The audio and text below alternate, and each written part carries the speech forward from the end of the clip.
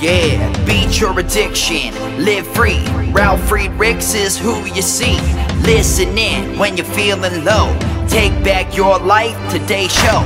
Beat your addiction, live free. Ralf Friedrichs is who you see. Listen in when you're feeling low. Take back your life, today's show. Stay positive, hope, and keep faith. Stand strong against any odds that you face. Put away the alcohol and the drugs. Fill your time with the things you love. Addiction is tough, but it's worth the work. Treat your body what it's worth. Spread positivity, inspire all. If we stand together, we will never fall. I help others see the other sides of life. A sober life, letting go of the strife. So give me a call, I can help. 1-844-4405-HELP. Homeless shelters, hospitals, jails, wherever you are. I am Ralf Friedrichs and I am here for you. 1-844-405-HELP.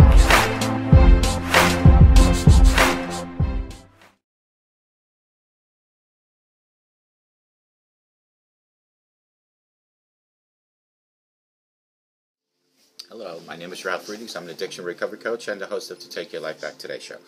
As an addiction recovery coach, I want to share something with you. Let me be crystal clear to leave an everlasting impact upon you. Just imagine being buried alive. You're in a coffin, but you know you're not dead. You don't know how to get out of that coffin. You tried lifting the lid, but the enormous weight upon the lid won't open it. You banging on the lid. You try over and over, hopefully to unsettle the dirt. Maybe somebody standing by your grave will notice and start digging their way down towards you. This is what it's like to feel at the lowest point of alcohol and drug addiction. You know you need help. You know you can't do it on your own, but you don't know where to turn. In reality, there are people standing by your grave. You just don't know that. You just think you're going to die. Usually, though, people who are habitually using drugs and alcohol have no fear of death. In order to fear death, you have to be great at repressing the fear of death. I often ask you, my audience, did it ever cross your mind while you were abusing drugs and alcohol that you might just take something that God had given you called life away? And if that's not selfish enough, how about taking your life away from the people that count on you most? Your mother, your father, your brother, your sister, your husband, your wife, your children, even your grandchildren. With this, let me leave one last thought. Don't be like the person that I just spoke about that waited and waited and waited and didn't reach out to anyone. Instead, just pick up the phone and call me at 844-405-HELP, and I promise you, I will help you take your life back. For your life is gone. Don't forget to put your slippers under your bed, not by the edge of your bed, but under your bed. That way in the morning, when you wake up, you'll drop to your knees to go and retrieve them. And while you're on your knees, utilize a thing I call knee-mail, K-N-E-E-mail. Knee-mail is when you pray to God, when you ask God for guidance and direction, mercy and forgiveness, when you thank God for everything that you have, your home, health, food, relationships, family. Knee-mail, each and every morning, utilize that. Speak from your heart to God's ears. Folks, don't forget to please, please, please, please dedicate a few minutes a day to have that personal conversation with God. Now put those slippers on, stand straight up, stick your chest out, and walk with God 24/7. Why did God design us to live in a community, not to live alone? Life in this falling world is hard. Preparation is hard. Change is hard. It's easy to get discouraged, isn't it? It's easy to feel overwhelmed, isn't it? It is easy to remain or revert to being self-absorbed, isn't it? It's easy to feel alone, isn't it? It's easy to think that no one understands what you're going through, isn't it? It's tempting to think, like Moses, that God must have gotten the wrong address, that this trial couldn't have been intended for your doorstep. It's easy to give in to wondering if the hardships of the Christian life are worth the trouble at all. It's easy to look over the fence and yield to deliberating envy. It's easy to let go of good and godly personal spiritual habits. It's easy at the end of a long day to try to numb or distract yourself by whatever temporary pleasures lies within reach. It's easy. It's easy to deceive yourself about the need to change, to grow in godliness. It's easy to lose your way and give up. But it's important for you to remember that life and ministry in the fallen world are hard. Not only for you, my friends, but also for everyone in your care. That's why God has designed us to live with others in a community of love. When I read 1 Peter 1, I was always struck by how God has placed a call to love at the end of the discussion of hardship. As Peter summarizes that God is doing here and now, he uses 3 words: suffer, grief, and trial. None of us want these things. I know you don't. But Peter reminds us that they are tools of refinement in the hands of a loving Redeemer, intended on completing in us what he has begun. Then Peter begins to lay out how to live productively in the middle of these unbelievable hardships. Listen to his final directive. Now that you have purified yourselves by obeying the truth, so that you have sincere love for your brothers, love one another deeply from the heart. That's in 1 Peter 1:22. Peter is saying something very powerful here. God hasn't simply called us to endure the refining fires of sanctification. He's ordained us to incarnate his love through the community he's placed around us. This community of love gives us hope and strength, but it also encourages us with the reminder that one who tests and trains is the one who loves. This community of love is meant to comfort the person who's discouraged, to strengthen the person who's weak, to encourage the person who has no hope, to come alongside the person who's alone, to guide the person who's lost his way, to give the wisdom to the person who lost in foolishness, to warn the person who's beginning to wander, to correct a person turning the wrong way, to give eyes to the person blind to God's presence, and to physically represent God's presence and love. No one, including pastors, is wired to live outside this community. So, as you're living and ministering in this broken world, what does God call you to do?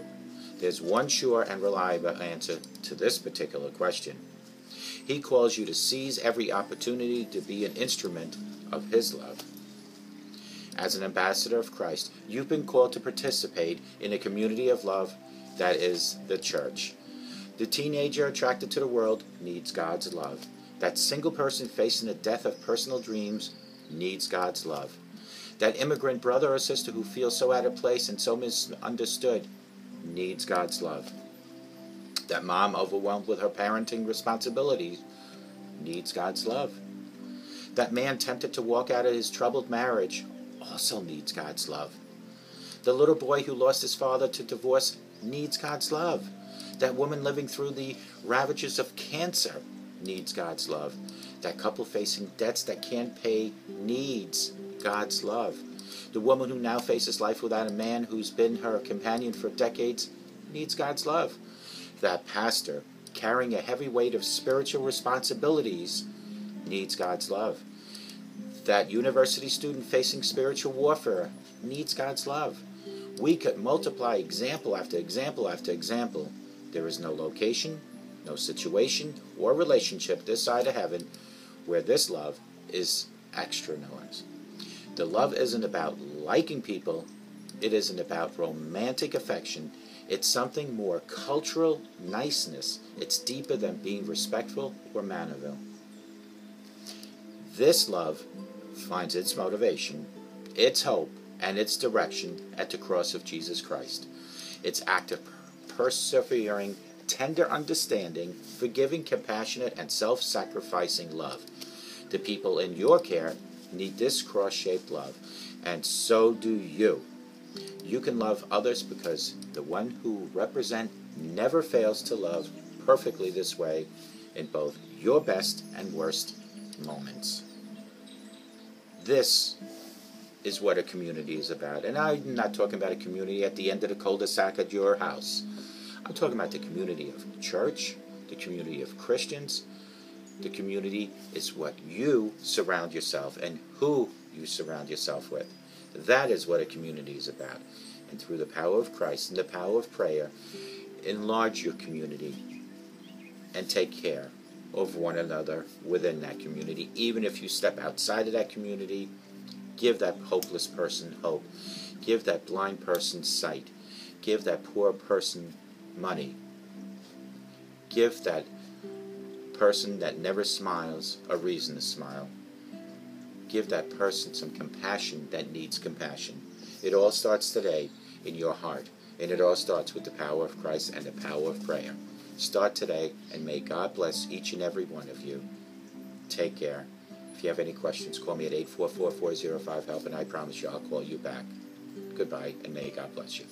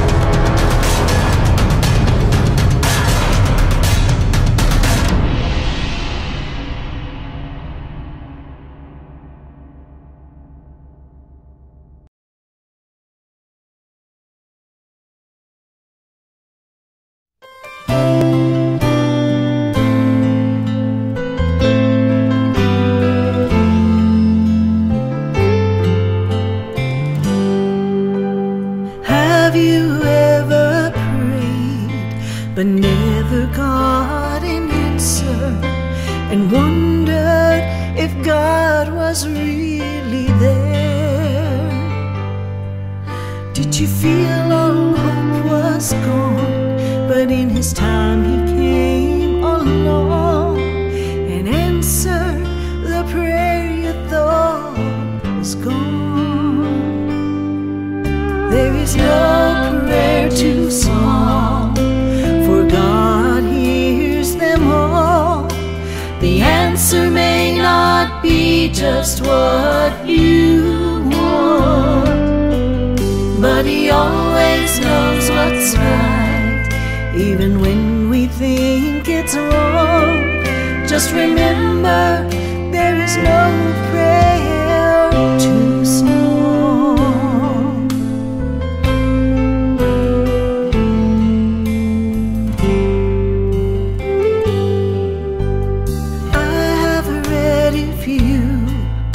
Will ask, you shall receive. No matter what it is, I still believe.